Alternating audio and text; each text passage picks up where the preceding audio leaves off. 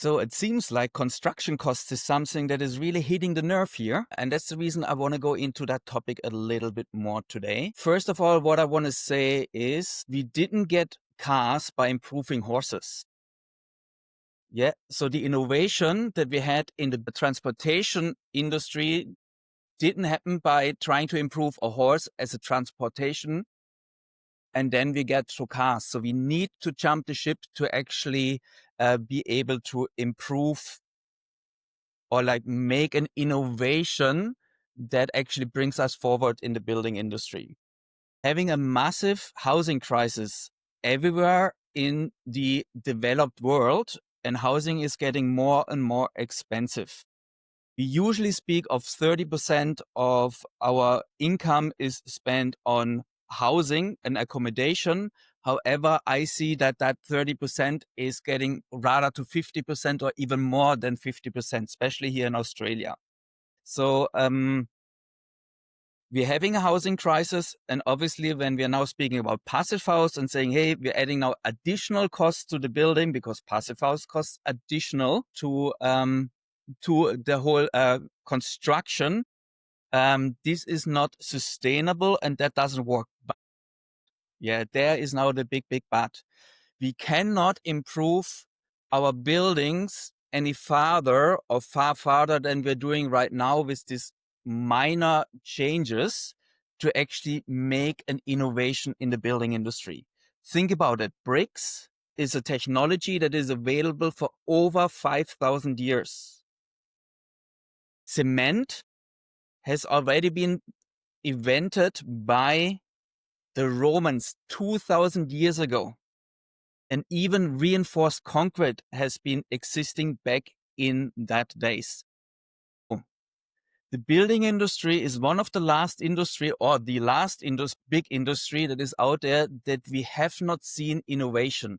If you look to the building industry, what we're building today and what we have been building 200 years or 300 years ago, there is not a big difference. In all the other industries, we've seen massive changes, medical advances, transportation, communication, food production, all that has changed massively in the last 300 years, but we haven't seen that in the building industry. This is one of the reasons why buildings are getting more and more expensive, because we haven't innovated. And that's up to us, the professionals in the building industry.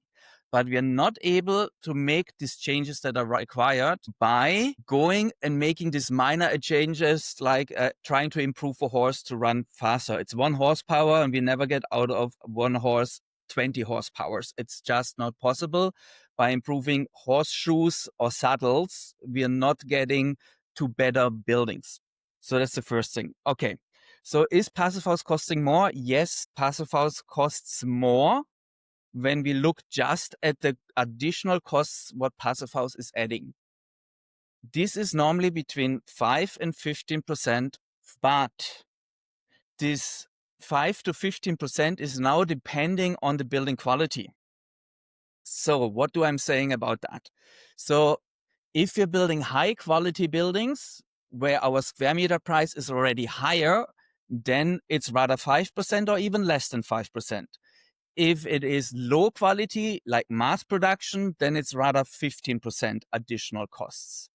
However, when we put it into actual figures, by my calculations in 2022, it was about under $400. Now I'm saying it's $500, and this is measurable.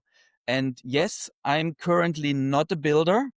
However, I've been working as a builder in Europe and in Australia, and I've been studying about this my whole professional life. Yes, when you're doing your first Passivhaus, it is hard and it is difficult. However, this time we are able to improve.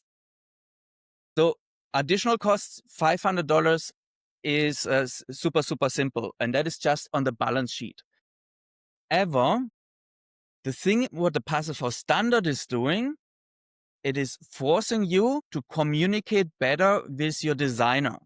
And what I see, especially in Australia, the communication between the designer and the construction is not happening.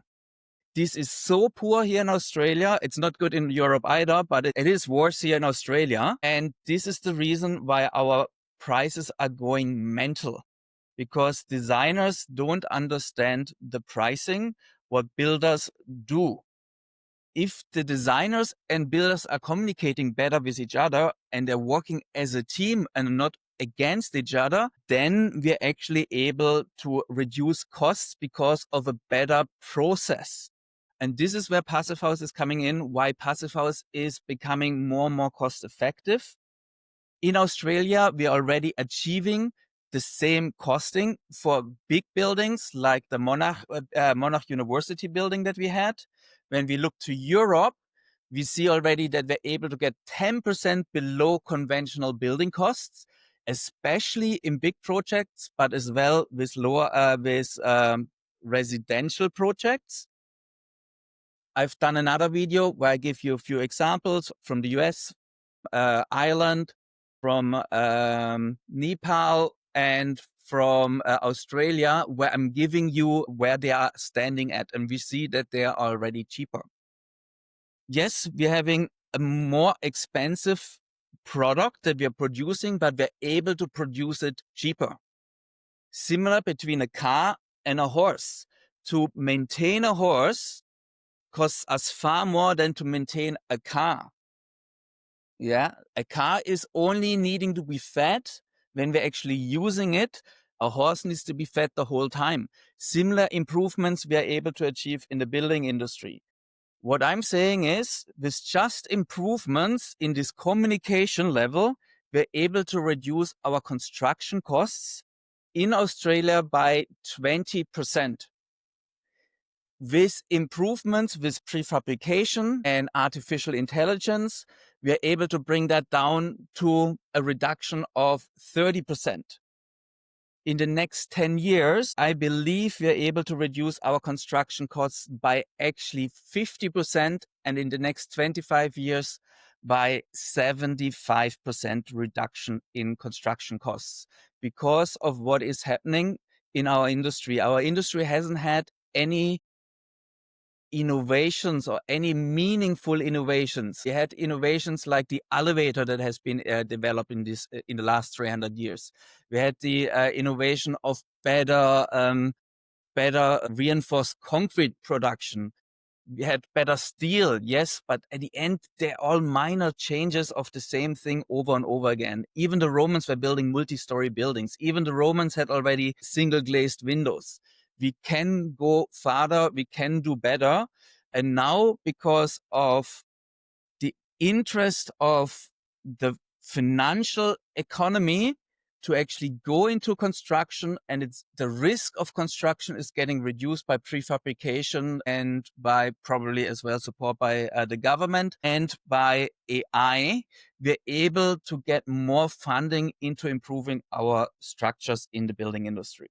So does Passivhaus cost more? Yes, the Passivhaus construction costs $500 more. That's actual costs that are happening by using Passivhaus. However, because of an improved communication between the design phase and the construction phase, we're able to reduce our cost over $500. And by this, we are able to produce houses that are far better for a lower price. We are not able to do that overnight, and it will not happen with our first Passivhaus project if we're doing it. But if we're doing it for a few years and we really embrace it, then we're able to achieve that. And it is up to us to get our building industry to the next level, to help our society, to help our community to actually drive again and not spend over 50% of our income to just have a place to stay. This is not sustainable. This is not the way we want to live and spend our finances.